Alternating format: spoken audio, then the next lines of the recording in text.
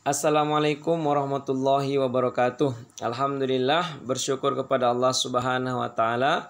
Salawat dan salam kepada Rasulullah sallallahu alaihi wasallam. Mudah-mudahan anak-anak Bapak di rumah dalam keadaan sehat walafiat sehingga belajar dari rumah tetap memberikan semangat yang tinggi kepada kita semua untuk memperoleh ilmu pengetahuan yang tentunya ilmu pengetahuan yang diberkahi Allah Subhanahu wa taala. Baiklah, pada gambar di layar kira-kira apa yang Ananda pikirkan? Ya, benar. Ini adalah pertumbuhan dari tanaman. Maka materi kita hari ini berjudul pertumbuhan dan perkembangan. Namun kita akan sampaikan tujuan ataupun indikator pembelajaran kita pada hari ini adalah siswa-siswi ataupun Ananda mampu menjelaskan faktor-faktor yang mempengaruhi pertumbuhan dan perkembangan. Kemudian yang kedua adalah mampu menyimpulkan perbedaan antara pertumbuhan dan perkembangan. Baiklah, kita akan lihat materi kita satu persatu. Yang pertama, pertumbuhan dan perkembangan. Pertumbuhan dan perkembangan terdiri dari dua kata. Yang pertama, pertumbuhan, diberikan imbuhan berarti ada kata tumbuh. Yang kemudian kedua ada perkembangan, berarti ada kembang ataupun berkembang. Maka kira-kira pertumbuhan ini ada yang tahu artinya? Ya, bertambah tinggi gitu ya. Kalau berkembang, melebar. Ya, maka kita akan luruskan ya. Bukan berarti pertumbuhan itu bukan hanya bertambah tinggi dan perkembangan bukan melebar. Tapi kita akan lihat bahwasanya pertumbuhan adalah bertambahnya jumlah sel, ukuran sel, volume sel ya, yang tentunya bersifat irreversible, tidak dapat kembali. Artinya apa itu, Pak? Artinya ketika tumbuhan itu mencapai puncak pertumbuhannya, maka dia tidak akan turun kembali ke posisi semula. Sama seperti kita, kalau tinggi kita hari ini misalkan 165 cm, tidak akan mungkin kita turun lagi tinggi kita. Kenapa? Bersifat irreversible. Kemudian dapat diukur dan dinyatakan dengan angka dan grafik. Maka kalau kita lihat pertumbuhan tanaman, berapa minggu, berapa bulan perkembangannya dapat kita lihat. Begitu pula dengan kita manusia, setiap harinya bertumbuh ataupun bertambah proses ukurannya. Kemudian yang kedua adalah perkembangan. Perkembangan adalah proses menuju ke tingkat kedewasaan, ya, ke tingkat kedewasaan. Berarti dewasa ataupun matang. Maka dalam hal ini dapat kita lihat bahwasanya tumbuhan yang sudah mengalami dewasa ataupun kematangan pasti menghasilkan bunga ataupun buah. Sama seperti kita manusia yang sudah mengalami proses perkembangan sekunder pasti memiliki ciri-cirinya. Kita akan jelaskan nanti sekilas bagaimana perbedaan sekunder laki-laki dan perbedaan sekunder pada perempuan. Kemudian kita lihat bahwasanya pertumbuhan dan perkembangan merupakan dua proses yang berjalan secara simultan. Apa artinya? Secara bersamaan, tidak satu-satu. Bahwasanya pertumbuhan tanaman dari mulai berkecambah itu dia tumbuh dulu sampai tinggi baru berkembang, tidak. Ya, begitu pula dengan manusia. Bukan dari bayi dia sampai dewasa baru berkembang. Namun beriring berjalan sama-sama dia mengalami prosesnya. Kalau begitu, di mana perbedaan antara pertumbuhan dan perkembangan?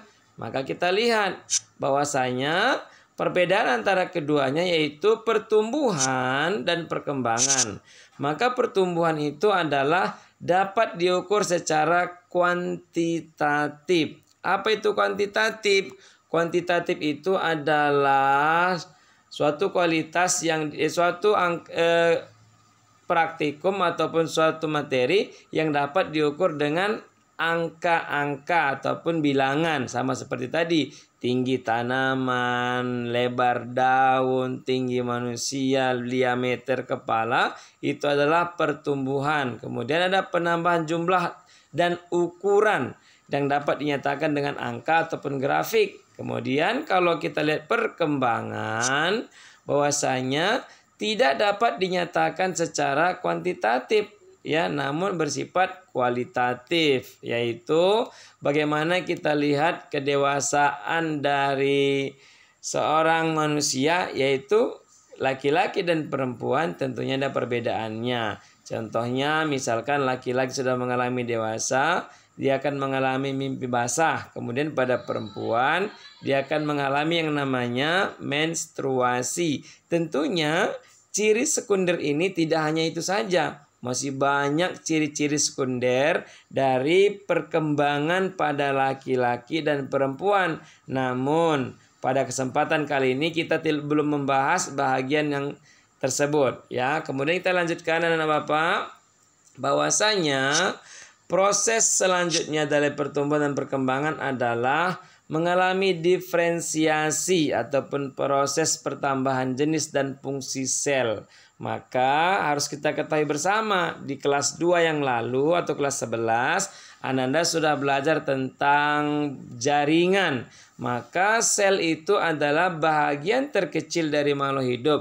Kemudian sel itu berkumpul menjadi satu jaringan. Jaringan membentuk organ dan organ membentuk yang namanya sistem organ, dan sistem organ membentuk organisme ataupun satu kesatuan, itulah makhluk hidup. Maka selain mengalami pembelahan atau pertambahan jenis dan fungsi sel, maka juga akan mengalami yang namanya organogenesis, yaitu proses pembentukan organ ataupun organ-organ tubuh. Maka selain dari selnya tadi ikut bertumbuh dan berkembang, membentuk jaringan, akan membentuk yang namanya organ, sehingga terjadilah proses pertumbuhan dan perkembangan. Selanjutnya Anda dirahmati Allah Subhanahu wa taala, pertumbuhan dan perkembangan merupakan hasil interaksi antara faktor dalam dan faktor dari luar. Artinya tumbuh kembangnya kita ini dipengaruhi oleh faktor luar dan faktor dalam. Apa itu faktor luar dan faktor dalam? Kita akan lihat. Maka faktor yang mempengaruhi pertumbuhan dan perkembangan kita makhluk hidup, yang pertama adalah faktor luar, yaitu faktor lingkungan yang ada di sekitar organisme ataupun di sekitar kita. Maka dipengaruhi itu organisme yang cukup gizi akan tumbuh dengan baik, sedangkan yang kekurangan gizi mengalami kekurangan ataupun gangguan dalam hal pertumbuhannya. Maka Anda sekalian, bahwasanya faktor-faktor yang mempengaruhinya adalah yang pertama yaitu nutrisi dan air ataupun nutrien. Ada yang tahu itu apa nutrien?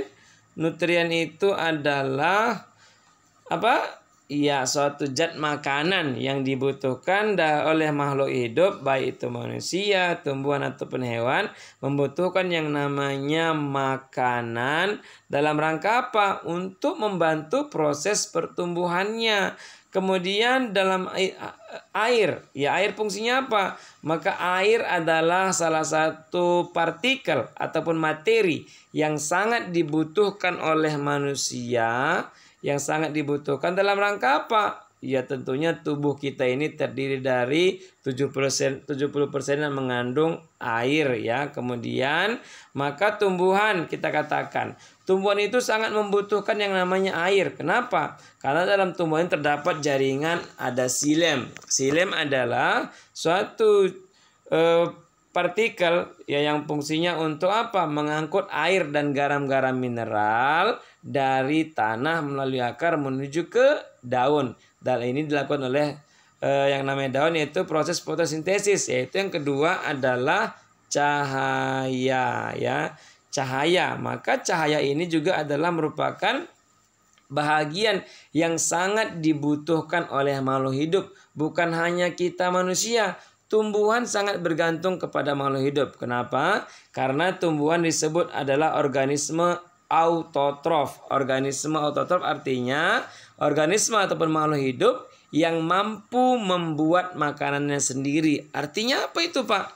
Artinya tumbuhan itu mampu melakukan proses fotosintesis ya. Fotosintesis yaitu proses pembentukan makanan dengan adanya klorofil di dalam daun ataupun zat hijau daun, dengan adanya interaksi antara matahari dan zat yang terdapat pada daun tersebut akan membentuk makanan. Maka dalam hal ini kita katakan matahari itu sangat berperan ataupun cahaya sangat berperan dalam membantu tumbuhan membuat makanannya. Begitu pula kita manusia, kita membutuhkan yang namanya cahaya untuk tetap bisa berlangsung kehidupan kita. Kemudian yang ketiga adalah suhu. Maka suhu ini merupakan hal yang sangat kita harus perhatikan, ini terutama masa-masa COVID-19 ya, bahwasanya kita setiap berkunjung ke keramaian ada cek suhu ya.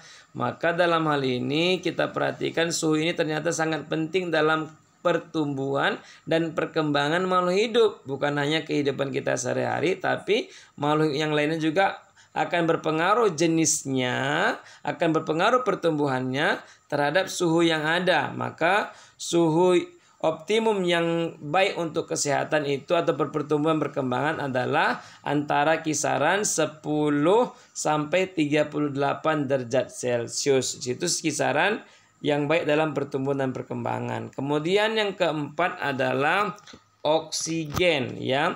Oksigen ini diperlukan organisme untuk pernapasan ataupun respirasi. Yang namanya bernapas ini adalah salah satu ciri-ciri makhluk hidup. Yang dikatakan makhluk hidup itu harus bernapas, maka membutuhkan yang namanya oksigen. Oksigen dihasilkan oleh yang namanya tumbuhan dalam proses fotosintesis. Sekilas kita lihat bahwasanya fotosintesis itu rumusnya adalah CO2, bentar ya. CO2, agak susah nulis apa ya, mohon maaf. CO2 ditambah dengan air ataupun H2O. Ya Bapak hapus ya. Kemudian lanjutkan dengan adanya cahaya matahari, kita ibaratkan ini matahari. Kemudian dengan adanya klorofil, ini kita ibaratkan daun, klorofil.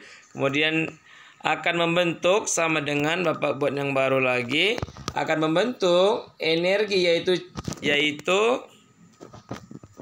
C6H12O6 ya.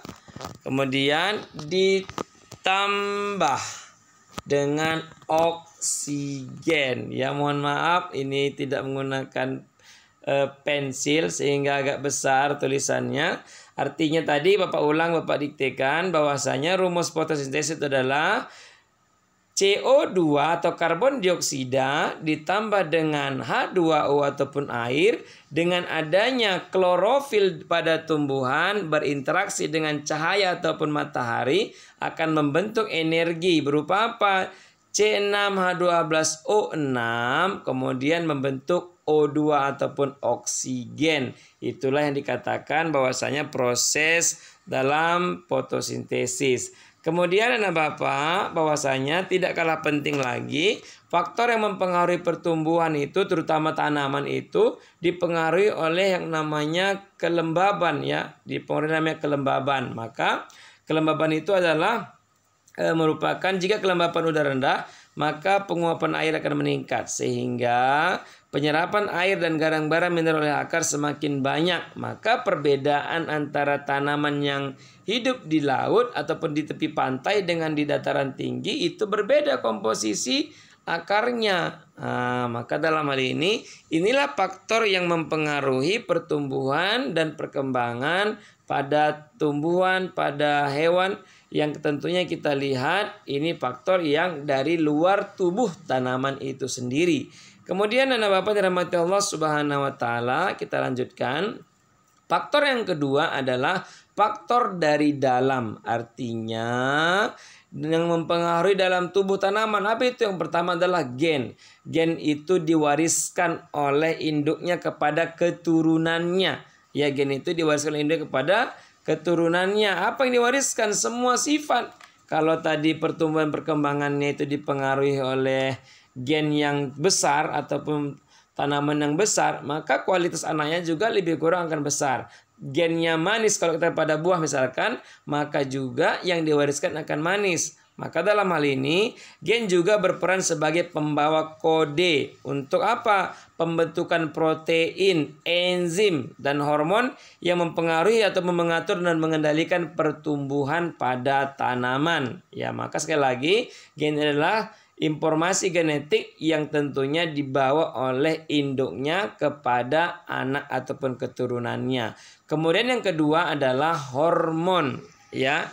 Yang kedua adalah hormon. Maka hormon ini tentunya sangat bervariasi. Kalau kita lihat pada manusia disebut dengan somatotrof. Maka kalau pernah Ananda lihat ada yang orang yang tinggi besar-besar sekali ataupun kecil-kecil sekali ataupun kita katakan KT ya, maka itu ternyata yang mempengaruhi adalah hormon pertumbuhannya. Maka hormon pertumbuhannya itu ketika dia bertumbuh tinggi ataupun raksasa disebut dengan gigantisme, ya, pertumbuhan yang melebihi dari ambang batasnya. Kemudian ada juga yang KT, maka disebut dengan kretinisme. Nah, maka ini juga mempengaruhinya. Namun pada tumbuhan disebut dengan hormon fitohormon, ya. Kalau fito ini tumbuhan, seperti hewan kecil namanya fitoplankton, tumbuhan fitoplankton, untuk hewan namanya zooplankton gitu ya. Kemudian kalau kita lihat pada tumbuhan ini ada beberapa contoh dari hormonnya, ada auksin, gibrelin, sitokinin, asam absisat, ya, etilen, asam tromatin, dan kalin. Ini semua adalah hormon yang membantu proses pertumbuhan pada tanaman yang tentunya berbeda-beda fungsinya masing-masing. Ada yang bagian akar kalinnya, ada bagian auksinnya, bagian pertumbuhan batangnya, ada gibrelinnya. Maka Anda sekalian, insya Allah kita akan bahas di pertemuan berikutnya tentang apa itu auksin, apa itu gibrelin, apa itu sitokinin, apa itu asam absisat, apa itu etilen, apa itu asam tromatin dan kalin, yang tentunya kita akan bahas di pertemuan berikutnya. Namun Ananda sekalian, Bapak kasih tugas di rumah, maka di rumah lebih enak ini tugasnya. Kenapa? Bapak suruh menanam tanaman, yaitu apa? Kacang hijau yang ditanam nanti dengan dua perlakuan ataupun dengan dua treatment. Yang pertama adalah Ananda mengambil kacang hijau, menanam di polybag ataupun di tempat aqua bekas. Silakan ditanam di tanah media sama dengan tanah, maka satu diletakkan di dalam ruangan ataupun kamar Ananda sekalian, yang satu lagi kita letakkan di halaman rumah kita. Maka tugas Ananda adalah melihat dan mengamati. Tentunya mengamati ini membutuhkan yang main data ya, maka butuh kertas kita untuk melihat ataupun dokumentasi kita. Setiap harinya bagaimana pertumbuhannya kita akan laporkan. Maka nanti kita akan bahas nanti hormon apa saja yang mempengaruhi pertumbuhan dari tanaman tersebut. Bisa ya, insya Allah akan kita sampaikan nanti juga dari grup-grup WhatsApp wali kelas akan penegasan tugas yang Bapak sampaikan tadi insya Allah. Kemudian kita ambil kesimpulannya bahwasanya sebelum kesimpulannya, ini contoh soal, yuk silakan. Pertumbuhan adalah, ayo yang tadi mendengarkan penjelasan Bapak pasti tahu. Ayo silakan. Bapak kasih waktu 2, 3. Iya. Iya benar sekali ya. Pertumbuhan adalah bertambahnya jumlah, volume, dan ukuran yang bersifat irreversibel. Sangat jelas tadi ya. Yaitu tidak dapat kembali. Kalau bagian B kita lihat matangnya, kalau matang berarti jelas tadi kedewasaan, berarti perkembangan. Bertambahnya sel-sel yang tidak terkendali berarti perkembangan. Tumbuhnya menghasilkan bunga, bunga tadi matang dewasa ya, perkembangan juga. Pertumbuhan organik itu dengan penusunan, itu sangat jelas juga, yaitu perkembangan. Oke, pinter sekalian Anda. Jawabannya adalah A ya. Kemudian soal berikutnya, yang kedua, ya lihat lagi Anda. Berikut adalah peristiwa yang termasuk perkembangan kecuali. Ini juga dalam menghadapi soal-soal ujian kadang Anda terkadang tidak memperhatikan soal dengan lengkap, kecuali tidak dibaca, sehingga menimbulkan kekeliruan dalam menjawab soal-soalnya. Maka kita lihat, berikut adalah peristiwa yang termasuk perkembangan kecuali. Ayo kita lihat satu persatu. Coba kasih waktu lagi. Ya, benar. Jawabannya adalah D, yaitu pemanjangan tunas. Kenapa D? Maka kita lihat, tadi kan katanya berikut adalah peristiwa yang mengusung perkembangan. Perkembangan tadi apa artinya? Yuk. Ya, proses menuju ke dewasaan. Maka kalau kita lihat bagian option A-nya, pembentukan bunga. Bunga itu jelas kalau sudah dewasa berarti perkembangan. Kemudian pergantian sel dan rusak, jelas ini juga perkembangan, memperbaharui ya. Terbentuknya bermacam jaringan juga tadi perkembangan. Kemudian bagian E, pembentukan sel-sel gamet. Sel gamet itu adalah sel kelamin, juga dalam hal ini perkembangan. Maka pintar sekali 100 buat Ananda. Jawabannya adalah perpanjangan tunas, ini adalah bagian dari pertumbuhan. Iya, alhamdulillah luar biasa hari ini pembelajaran kita. Semua dapat mengikuti dan kesimpulannya adalah bahwasanya pertumbuhan dan perkembangan bahwasanya itu terjadi beriringan. Ya, beriringan bersamaan tadi. Ya, maka bedanya di mana? Pada pertumbuhan akan bertambah jumlah selnya, massa selnya, volume selnya, dan bersifat irreversibel yang dapat diukur dengan kuantitatif tadi bahasa kita. Kemudian pertumbuhan bertambah tinggi dan besar. Kemudian kalau perkembangan, proses menuju kedewasaan yang terjadi proses pembentukan jaringan yang tidak dapat diukur. Dewasa ini dalam artinya berbunga, berbuah, dan tentunya dalam hal ini adalah bagaimana menghasilkan individu-individu berikutnya. Maka demikian yang dapat kita sampaikan. Mudah-mudahan Ananda di rumah dapat mengikuti materi yang Bapak sampaikan tentang pertumbuhan dan perkembangan. Maka untuk membuktikan Ananda dapat mengikuti materi yang telah Bapak sampaikan, ikuti kuis yang Bapak kirimkan dari grup WhatsApp ke wali kelas kalian. Demikian. Assalamualaikum warahmatullahi wabarakatuh.